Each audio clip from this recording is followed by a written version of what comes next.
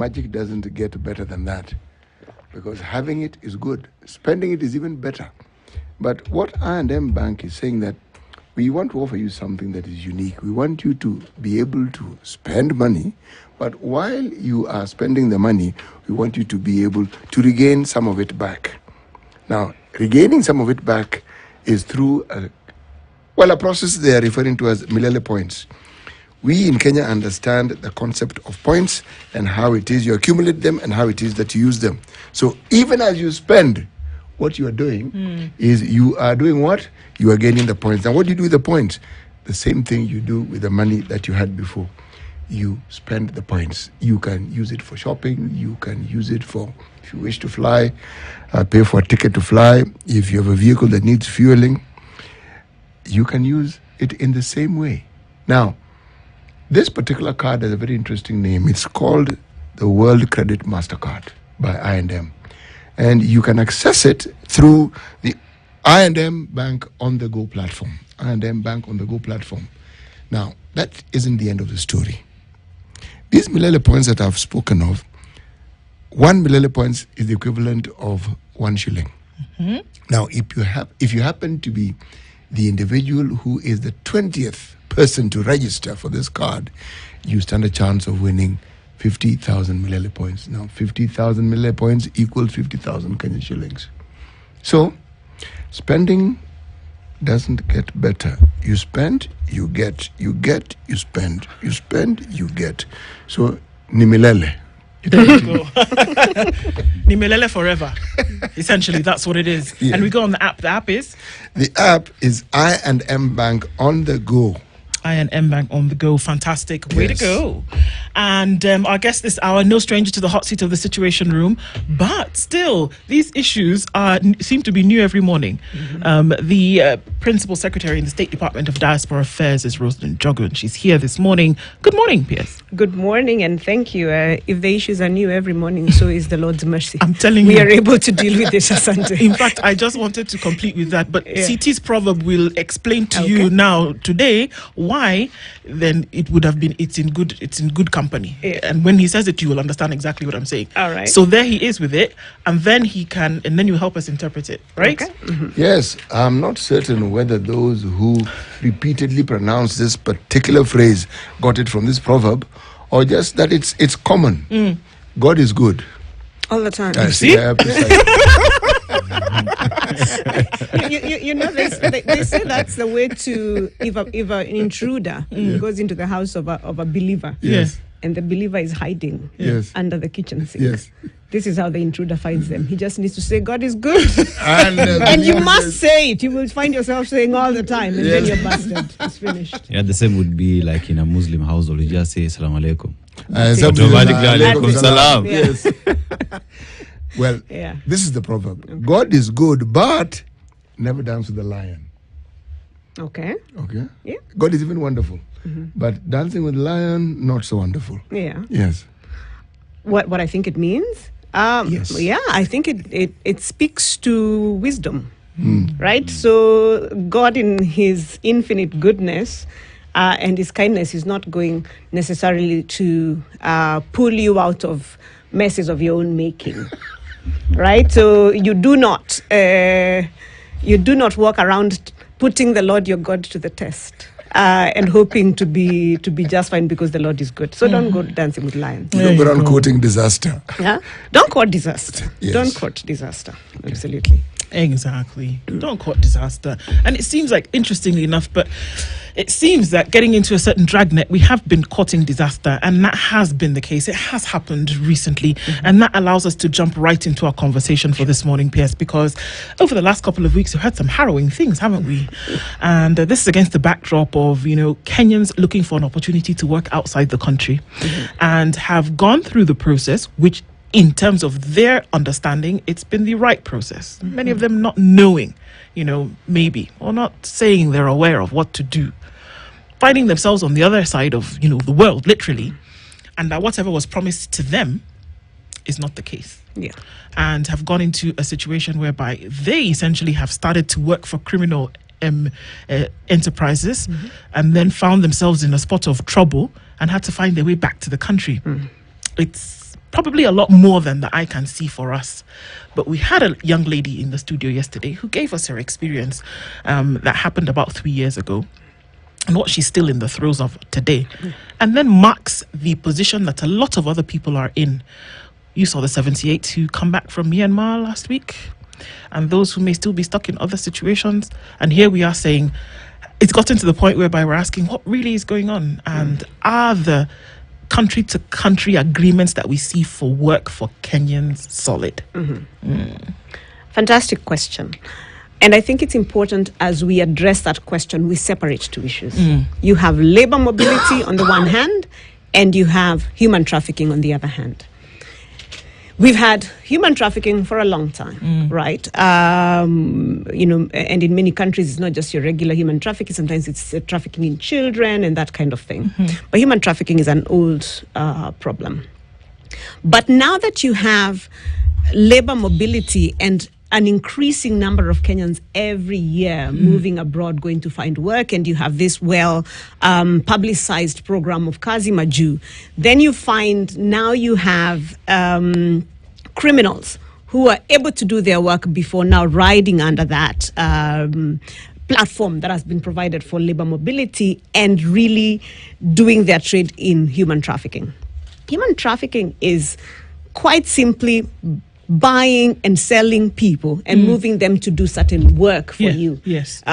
In the last few years, we've seen a new kind of trafficking, and this is probably what we've been talking about in the last few days, where weeks, months, where you force people into, they're calling it forced criminality. Yeah. You go into work expecting that you are going as an English teacher or as a translator or somebody with IT skills, and you find that you find yourself in a scam compound where you're forced to commit cybercrime and that kind of thing. Now, it is bigger than the public sees. Yeah. It is more harrowing than people are able to express when they come to these spaces, and it is dark. And the biggest weapon we have against human trafficking is hardening the target. You can put drug nets in place, you will put laws in place, you will create a legal infrastructure, institutional infrastructure, you will put administrative measures to basically keep people within your borders or not to fall into these sort of paths. Yeah.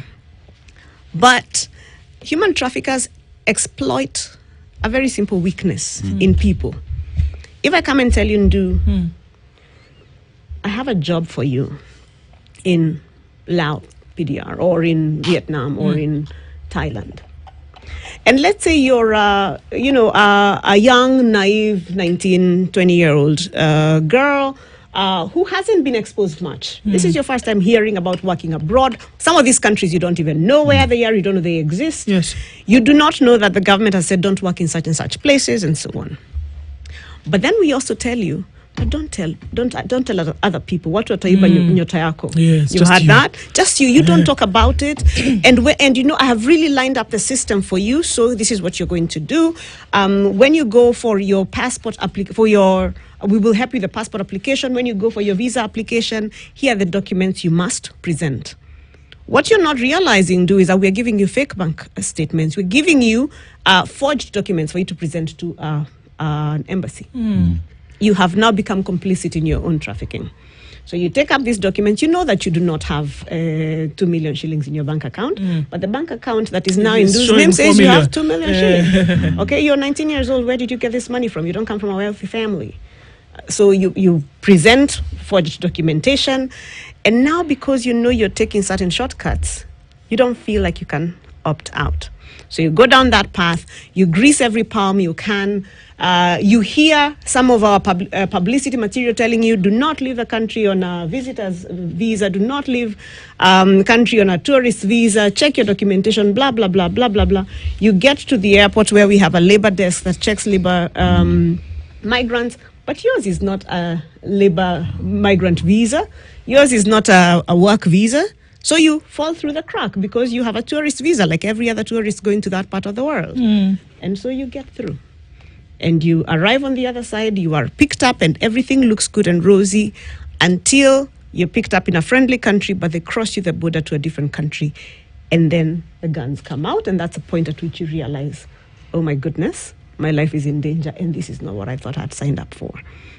So when I say and do that, the work that we do must be to harden the target. Right. It must be to teach people that this is the right path for labor mobility. This is human trafficking. These are signs to look out for. These are the signs. These are red flags. Right. Okay. These are red flags. Okay. And don't fall for these things, because unfortunately, over the 2 years and 4 months now that I've been doing this job, I have found that it doesn't matter how many drug nets, how many laws, how many systems we put in place.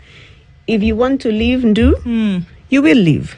So because you have constitutional rights to allow you to leave. So this is the thing, though. Yes. So, I mean, just listening to the stories that we heard, right, sitting where you were sitting this morning, just yesterday, and folks that she was in the company of, and people that we've seen articles written about in the newspaper over the last week. It would appear as though when they're entering into these agreements, they go through NEA, they go through NITA, they go through the agency, right? So are we saying essentially that there are still red flags? I mean, for me, when she spoke to us yesterday, one of the things that we asked is, did you have a contract? Did you have a contract with the people who are supposedly giving you a job out of nowhere? And she says that in retrospect, that's when she said, okay, actually, no, I didn't have a contract, but this is my first time leaving the country. I should have known that, whatnot. But yeah, as she said, that those are some of the things, but everything else she said, there is somebody in Kenya, there is an office, there is a human being, there are people who speak to you on the phone regularly, you actually give your passport, you pay money to somebody, you get your document back, you actually get on a plane. Yes. So they didn't imagine that there would be something wrong. And that's the danger with it, right? So you set up something counterfeit alongside the proper process that ticks some of the boxes. But if you're looking, the red flags are right there. One of the things we say is, if you're going to find a job abroad and you're using an agent, use a licensed and regulated agent. So I have been involved now in the rescue this year alone of 153 Kenyans from Myanmar. And between December 2022 and December 2024, another 150 or so Kenyans in Myanmar. Not a single one of those cases that we have worked with has worked with an agent who is licensed and regulated on the NEA website. Okay? Many Kenyans assume that if I tell you I run a business called Roseline Kathure agency, you assume that I am actually an agent, but I could be a travel agent. You had on the news the other day a number of Kenyans storming a travel agency where people had been, had lost money, found some fake jobs in Mauritius and had been taken to Mauritius and then had to be returned and so on and so forth. That's a travel agency. It's not a recruitment agency. It's not a private recruitment. It's not licensed to do the work of finding people jobs. Now, if I have a broken leg, I should go to a hospital. I should see an orthopedic surgeon, probably. At the very least, I should see a doctor. I should not be seeing a masseuse at that point, right?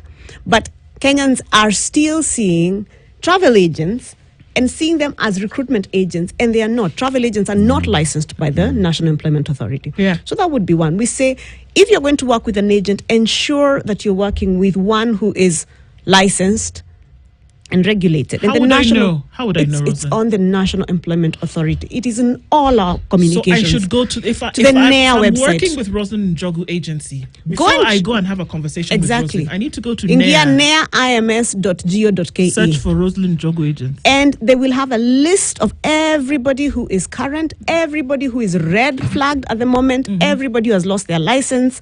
So you can tell. You just need to do Jitume kidogo. It is your life. It is your life. You need to have a little bit of what is it now?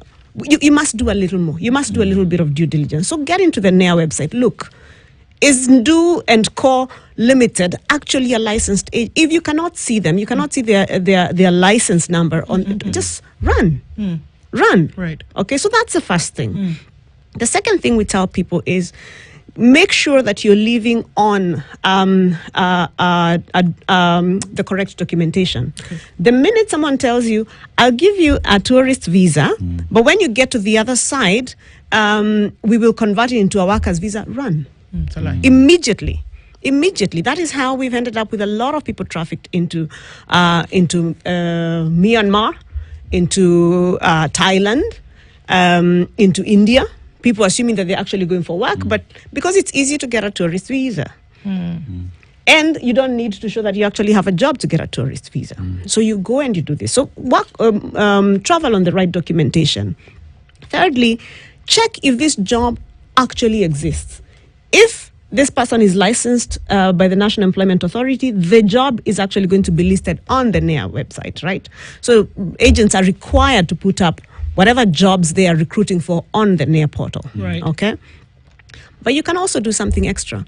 You can reach out to us very quickly, because sometimes people see jobs that are not being advertised by recruitment agents, but by employers directly. Right. So we are a company in such and such a place. We are looking for data entry clerks. Yeah. Okay. How do I know if that job is valid or not? There isn't an agent in Kenya. kazimaju@diaspora.go.ke. Just drop us an email. Our job is to check with all of our embassies abroad and tell you whether this job actually does that company actually exist? Are they actually currently hiring for data clerks and so on? And people check with us, and we're able to tell them that's not a real job. That's not a real job. Oh, that's actually a real job. Go for it. Okay, go for it. And we do that, and that's why government is here. But part of our job is actually to accompany people on that journey. And at Diaspora Affairs, what we try to do is to make people's journey to the diaspora a little more empowered. Right. Move with information. The fourth thing we say is this: come for pre-departure training. We are now running pre-departure sessions within even our offices. Okay, and now we will be doing it online so that anybody who is leaving for, let's say, Turkey in the next 1 month can actually log in and learn what we are saying about Turkey. What do you need to prepare? We have now prepared country-specific handbooks, right? So that if I am leaving for Turkey again, when I come for the pre-departure training, I can actually get a little handbook that tells me this is what I need to know about Turkey. These are the laws that I need to be aware about in Turkey. This is how you say hello, when you get there, and may I have a glass of water, and no, don't touch me, I don't want. Right? So important things, right? So we are doing all of these things, but the job seeker, the person who's looking to go abroad, has to partner with us. You have to show up. You have to come halfway. Yeah. You have to meet us somewhere, because we're giving the information. We're calling people for these information sessions. And I agree there is much more that can be done, right? We can roll out this in the way that... we were making jokes the other day with colleagues of mine and saying, growing up, every one of us knew about building gabions, at least when I grew up. Building gabions na mmomonyoko wa udongo. Right? So we want this information to get to that level of saturation where everybody sort of knows, because then you've hardened the target. Sure. Right. Can I ask you about this? Yes. So look at the 100, and how many was it this year? 153. 153. Last year was 100 and... No, between December 22 and 24, I think was another 150. So essentially we're looking at about 303 people. Plus. Right? Yeah. That essentially had to be rescued. Sure, we know these are obviously people who went outside of the country through whatever means, dubious or otherwise, and dubious on the part of the agent. Does the department have any idea about their departure? Because clearly you were involved in their rescue, so they're coming back, you were fully involved. Was the department aware when they were leaving the country? Kenyans are a special kind of people. Yes. Kenyans have deep constitutional rights. Kenyans will give you only the amount of information that they must part with until they're in trouble. Then it is Serikali's idea, the government is not working, can you move quickly, and all of that, right? Because they still have a right to be rescued and all of these things. Yeah, I understand. These are the people. This is the client, right? I have understood that this is the client. But let me let me be clear that when you leave, say, JKIA, we collect certain data about you. Immigration collects certain data about you, right? So this is your passport number. You've left probably on flight number this, and so on. We might not necessarily get details about necessarily where you're going, especially if you're going to Thailand for work, and I'm putting Thailand in quotes because they're not actually going to Thailand. You say you're going to Thailand, but you're going to end up in the Golden Triangle, right? We've also, over the years, realized that Kenyans will, if you're being smuggled or being trafficked, you have now been told that there are red flags here and there. Or we say, please check anybody who is going to Thailand and just aggressively do a little bit of a check. And sometimes we'll pull people off the line and ask some questions and get a little more information. Again, to watch out for people. They'll say, I'm going to Ethiopia. Okay, I'm going to Ethiopia. So there's no trouble in Ethiopia. Why should we suspect there's anything wrong with you going to Ethiopia? You don't need a visa to go to Ethiopia. They are a friendly nation. They're right next door. There are no red flags at all going off when you tell us you're going to Ethiopia. And you are boarding probably Ethiopian Airlines and going through Addis. Yes, and through Addis. We just don't know that that's not your final destination. Sometimes we've seen, and this happened in the case of Lebanon, we would have Kenyans who would leave the country and tell us they're going to Dubai. And they hold a visa for Dubai, right? For the UAE.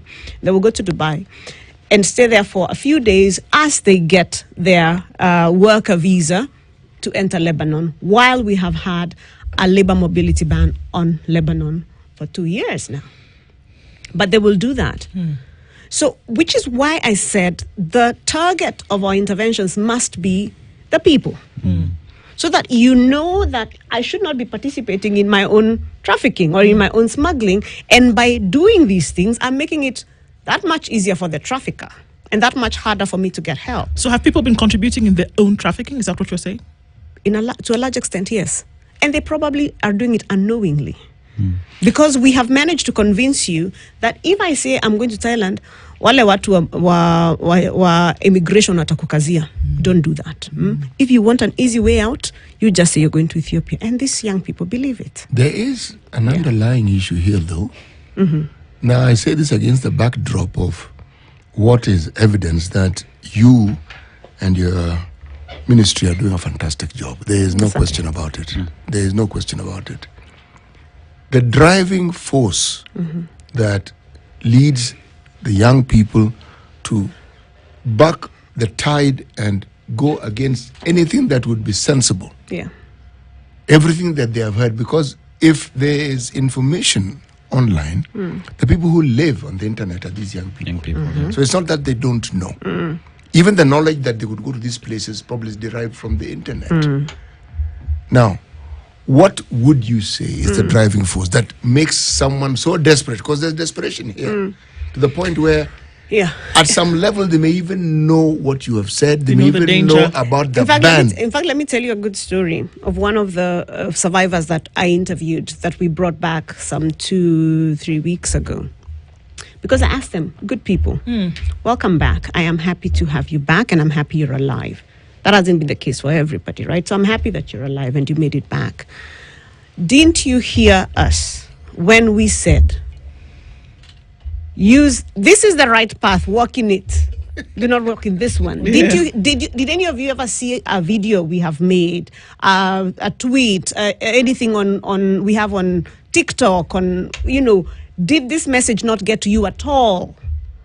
Some said, no, I don't. I'm only on TikTok and this one and not these old people. Facebook. I'm not on Facebook and whatever for older people, but we are on TikTok, and so on. But one of them told me. One of them said, "P.S. I'll be honest with you. I knew. We knew, but I figured you guys must not be telling the truth. I figured you must not be telling the truth. So nikaona let me go see for myself." So there is something here that we need to understand about people. The other thing I was going to say is this. While people are taking up these fake fake jobs. Yes, on Saturday, one of the young people who came back called it kazi hewa, which I think is such an apt description of it. They're taking up these non-existent jobs, but on the National Employment Authority website, there are many opportunities that are yet to be taken up. That are solid. Yes, there are jobs constantly that are yet to be taken up. When we've done Kazi Maju fairs, as the State Department for Diaspora Affairs, sometimes we will come and tell people about opportunities, and often the verified and licensed agents will go back to Nairobi with those opportunities because they have not all been taken up. For some reason, Kenyans will not show up to these fairs, but will take up a job from a faceless stranger on Facebook or something that has been forwarded to them on WhatsApp. Okay, that before it's something we need to understand fundamentally. There's something that perhaps needs to be faced head on, and that is the trust quotient that the citizenry have with the government. It is not a pleasant discussion, but the people who perhaps feel that the government doesn't look up to their interest the most are people who are young. Okay, I want you to hold on to that thought, CT. Let me hold on to that thought. Because it's a very important one, just to come into that, segue from that. Yeah. Because why? We have to look at why. Because we have 303 people who had to be rescued from the jaws of potential death, had to come back into the country, and you don't know that that's the entire number. It's There's not. probably still more. But why, when you have a government website which is giving you authentic jobs, you'd rather go into the lion's den? You're going to dance with the lion. Why? We're having a conversation this morning with the Principal Secretary in the Department of Diaspora Affairs, and it's 26 minutes to 10. We're going to come back and continue with this. Go with that, because that's what it actually was. So CT, coming in from the break, you're saying, you know what? The trust deficit from people to government has to be looked at when we're trying to figure out this particular issue. You see, the question is, how do young people in this country relate to their government? What do they understand the role of government to be? And what is it that they consume in terms of information regarding the government? And is there evidence for them to actually see and understand that their government works in their interest? The evidence exists. And it's plenty for somebody who cares to look at it. But what is it that they consume that influences their thinking, so that even when it is clear and there are people, young people, who have taken up opportunities and have benefited from them, there are those who still prefer what is clearly opaque. Necessity, it is because most of them usually get referrals from, I have a friend who's in Maju and they're doing well, so alinitumia kitu, let me follow up with that and not care to go to the government website because the government did not take my friend who is in this place and working there. So it is a question of the trust deficit that you have with, including the fact that they're getting referrals from those who are outside. So how do we deal with that and ensure that at any given point, whether it's referrals, that they go through the government channels in ensuring that they are doing the right thing and the jobs indeed do exist. And that's important. And there is something there to explore in terms of sources of information and what people trust. Whether it comes from their friends, their family, testimonials, and that kind of thing. But let me say this about trust in government, trust and young people and how they feel about how they feel about government. I think they're willing to trust government to come and rescue them. Yes. Right? Yeah. So, if you're going to put your hands in the government to come and rescue you when a mafioso is electrocuting you, you better pick a path from the beginning. I don't want to pussyfoot around this issue. There is a woman who died. A young woman. She would have been 22, 23, if I'm not wrong. In Myanmar. Why? She was one of the victims of the human trafficking, and things went south, and they were going to harvest her organs. Okay, and she died. There's a family somewhere that is grieving the death of this young woman. All of the 300 plus Kenyans who have come back will never be the same again.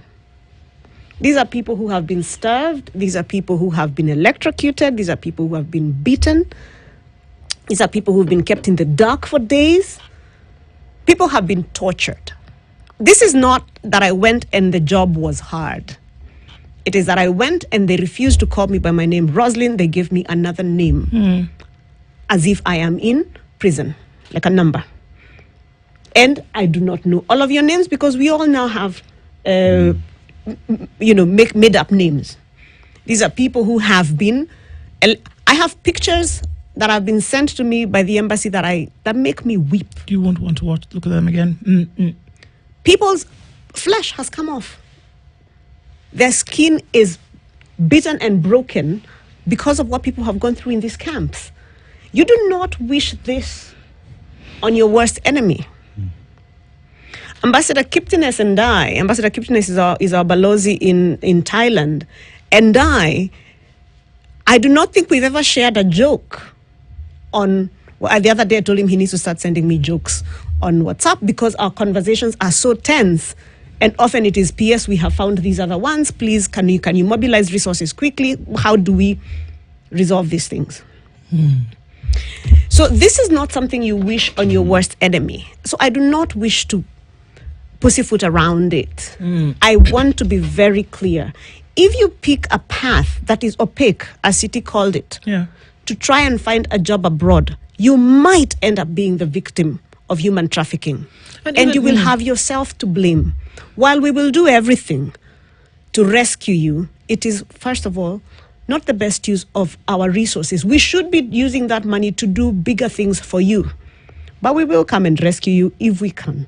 This is the question. We do not know if you will be that lucky. So the point I'm trying to make is this. If you're trying to find a job abroad, on our website, diaspora.go.ke, on all of our social media, we constantly give information about how to migrate safely. Use that information. We will, as GOK, be doing more to get that information to the ground. But Kenyans have to be willing to take up that information. And even with that, by your own admission, Kenyans will expect the government, whether you trust it or not, will expect government to save, you rescue. Even now, there's a question here. There is a lady who then was caught up in a job scam in Myanmar, one of those who were not, rescued. How are you going to help? That's the question right now. So and first of all, I feel terrible because the situation is bad. We still have some Kenyans in those camps. We know this. I know this. Balozi knows this. Our embassy in Thailand knows this. Once they can make contact with us and with our embassy in Thailand, then we begin the process of attempting to trace where they are. But please remember, Myanmar is a sovereign country. Our balozi is sitting in Thailand. I'm sitting in Nairobi. The areas where the scam and next time I must bring charts, for you to see. But the areas where the scam compounds are along the border of Thailand and Myanmar, along the Mysot border. And if you look at satellite imaging, you will see over the last few years, the scam compounds have increased. The amount of infrastructure has just been growing and growing and growing, which means more and more people are coming to work there. So we have to identify exactly where you are. Then we have to coordinate between ourselves, the Thai government, whoever we can work with in Myanmar, because these areas are under rebel control, who we can work with and then attempt a rescue. It was much easier for us to run evacuations out of Lebanon or out of Sudan or out of Israel and Gaza than it is for us to do this work. There's this quotient of desperation that the people who lure these young people seem to understand. Yes. They've understood the customer. Yes, and they've understood where to harvest this particular customer. And they've even understood how to message the bait so that it is something that you will bite and you will continue coming. The story we were told yesterday explains it. Before you cross over to the Golden Triangle, you're put up in a swanky hotel. You're picked up in a luxurious car and you feel buzz. I have arrived.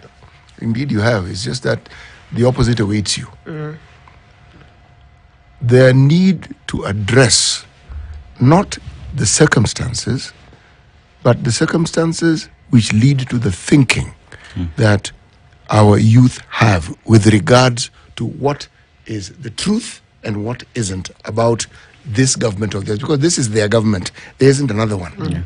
And perhaps what it is that they can do to change the circumstances they do not like. You see, if you're determined not to believe something, even when there's evidence that it is true, there's very little we can do for you. Yes.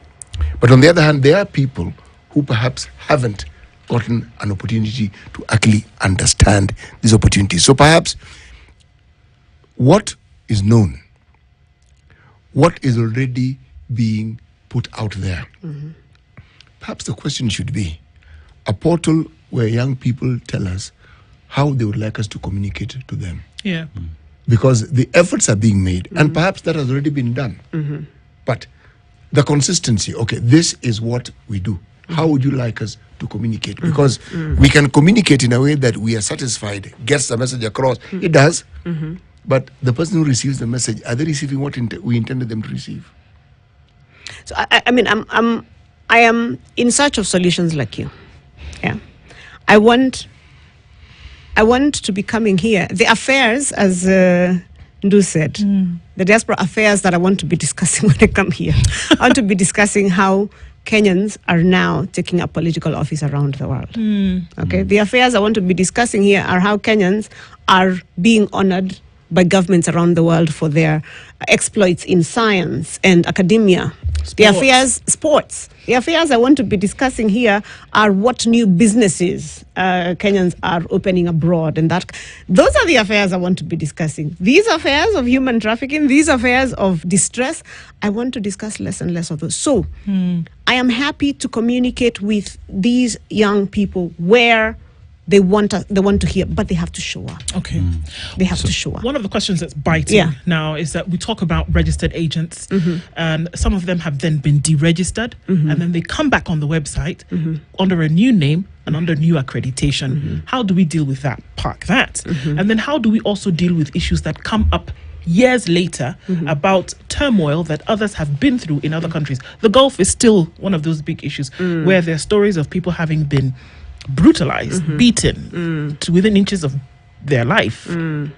How are we dealing with those? Okay, so those are two issues, and I'm looking at the time. I know. Okay, so those are two really important issues. The first one, let me say that there's a process for verification before you're licensed as an agent, and that process is run by the Ministry of Labour and the National Employment Authority, and the State Department for Diaspora Affairs has a seat at that table where we look at past behavior and so on before we say whether you should be licensed or not. If you're a kind of person who's given us grief in the past in terms of your clients go to these places and you don't rescue, you don't do this, you've had offenses before, then we will usually put that before the vetting board.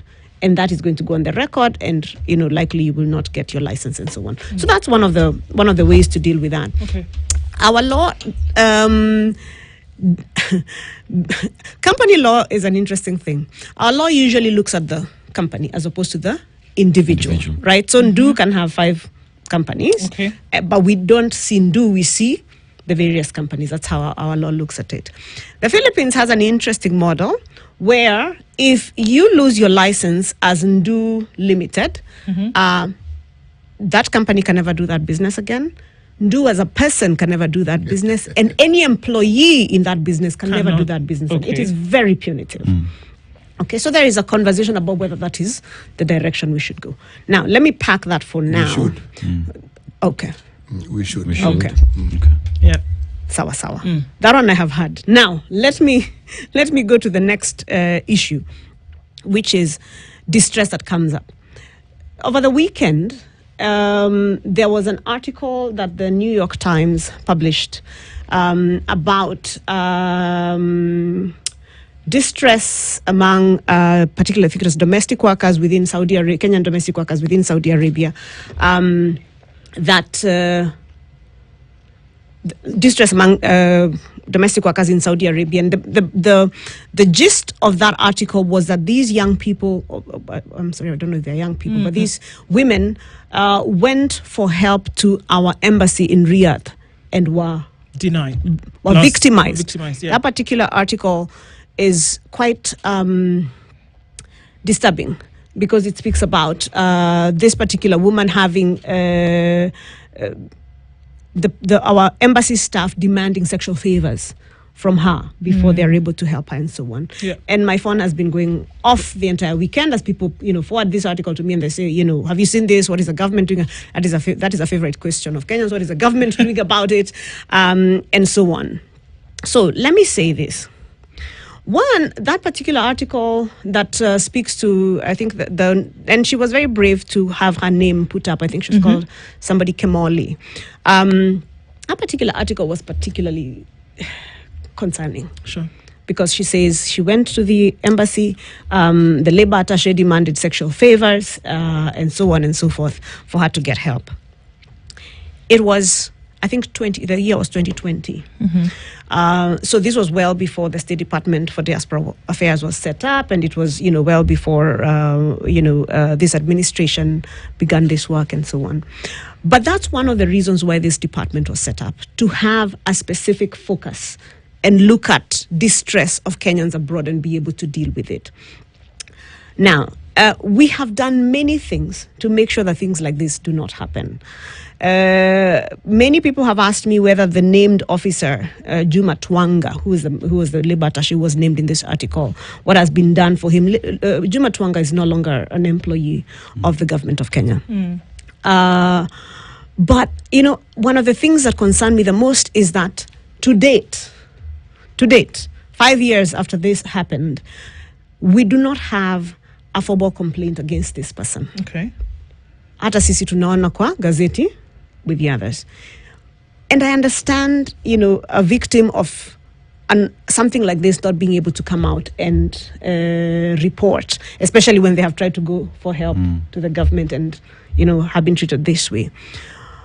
But again, this exploits those vulnerabilities in people that we're speaking about on the human trafficking thing. And what we do as a State Department for them, what we were trying to do is to basically say, come, we are very happy to see how we can work with you. So I've reached out to this woman, and she's coming to my office shortly after I leave here, to try and understand what has happened and how can we, even if it has been 5 years, deal with this.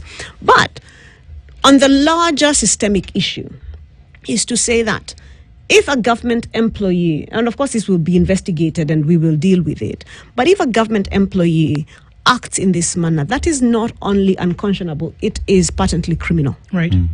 Okay, that is a severe abuse of office, and that must be dealt with. That must be punished. Let me say that. And number two, to say that people who are in distress and need to report diasporians who are in distress and need to report something particularly that has to deal with, I have been treated poorly by a member of, the State Department for Diaspora Affairs or out there by our mission staff. We have put up a special email address for them to send to, and it is for my eyes only. It is reports@diaspora.go.ke. Okay, then I will look at that and I will be able to get into it and we can do an investigation. But we've done many things, not just to address this one case, but systemically, right? So after the State Department for Diaspora Affairs was set up, our entire mandate, or we are the one part of government that looks at the distress and the welfare and the interests of Kenyans in the diaspora, whether they be, workers, students, and that kind of thing. We have reached out using mobile consular services, right? So we have taken services to Kenyans in places where we don't have embassies or in cities that are closer to them, and we have served tens of thousands of Kenyans in this way in the last 2 years. As far as labor mobility is concerned, we have tried to rework our frameworks within which people move abroad. the BLAs have been renegotiated or are being renegotiated to increase welfare provisions. But beyond that, we are now trying to do more of migration and mobility partnership agreements, which are richer agreements. An example is what we have with Germany. There are an MOU that we have with Austria. Those are richer agreements that have more provisions around welfare rights, but also have provisions around social benefits portability. What happens when you retire abroad? How do you move your money? Skills, knowledge, technology transfer, that kind of thing. So we are trying to move towards that richer, more protective framework. At the multilateral level, within the AU system and within the UN system, we are, and you might know this, Kenya is a champion country on the Global Compact for migration, for safe, regular migration. And one of the things we discuss within that framework is how we can make mobility for all labor-sending countries, quote unquote, safer and better for our various citizens. We have set up a counseling center within the State Department for Diaspora Affairs that serves not just our diasporians when they're there, but their families here. Because very often it is families who come to us and say, we've not heard from our sister, we've not done this, we've not done the other. We've run evacuations, we do repatriations. We have a 24-hour hotline call center that people can call depending on, you know, what time it is, wherever they are, here in Nairobi for the State Department for Diaspora Affairs, where people can reach us and say, this is my kind of distress, and so on.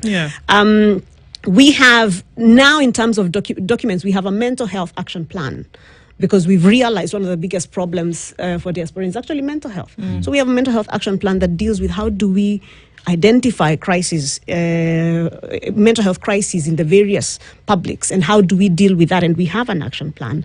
We've recently launched the Diaspora Policy 2024 that goes in depth into dealing with some of the issues that we're talking about, including distress, including rescuing people, and so on. Many administrative measures, but one of the exciting things that we'll be seeing this year is also now the Diaspora Bill. We're now working on a law that sees how do we support all of these things. So there's much work that has been done and that we're continuing to do to protect Kenyans, and working with stakeholders such as the State Department for Labor and Skills Development on the global labor market strategy that tells us how do we protect Kenyans within mobility, how do we create regulation, how do we create policy, but also how do we facilitate Kenyans in this What sort of agreement did you sign with Saudi Arabia? A bilateral labor agreement. It's an old one. It's a 2013 agreement. And how do you upgrade it? So you're in with the process of renegotiating that agreement, because it's supposed to lapse every 5 years for that particular agreement. But then you have an opportunity within the Joint Implementation Committee to sit around the table and renegotiate it. Renegotiate a minimum wage, include new clauses around, you know, welfare, and so on. So these are some of the things that that you can do with the Middle East, with Europe. One of the other things that we're doing also is just opening up new markets, right? Giving people options so that you can work in Saudi Arabia, or you can work in Austria, or you can work in Canada, or you can work in Kuwait, and so on. So opening up new markets, because what these agreements do then is that they give us a framework to work with the other government, particularly for the safety of our citizens in that country. Right. So, P.S., what I would just want to get in terms of clarity is because the young people leaving the country are leaving the country because of unemployment, job opportunities, and whatnot. But the government is coming in to offer these solutions for them. And one of the reasons why they leave is because, again, we've talked about the trust conscience that is out there. But how do we ensure that the young people trust what the government is saying? That's a good question. Let me say this before I say that. Let me say this. We must always see labor mobility within the broader framework of all of the work we are doing in addressing unemployment. Right? The plan is kazi kwa ground, kazi kwa mtandao, kazi majuu, in that order. Right? First and foremost, we want people to work here at home. Then we want people to work online, right? Remotely. Again, that is still here, but sort of different. Yeah. And then labor mobility, right? And that is the third sort of step in that journey. Yeah. So I only kick in while we've done kazi kwa ground na kazi kwa mtandao, and then labor mobility. And that is good, and it's important.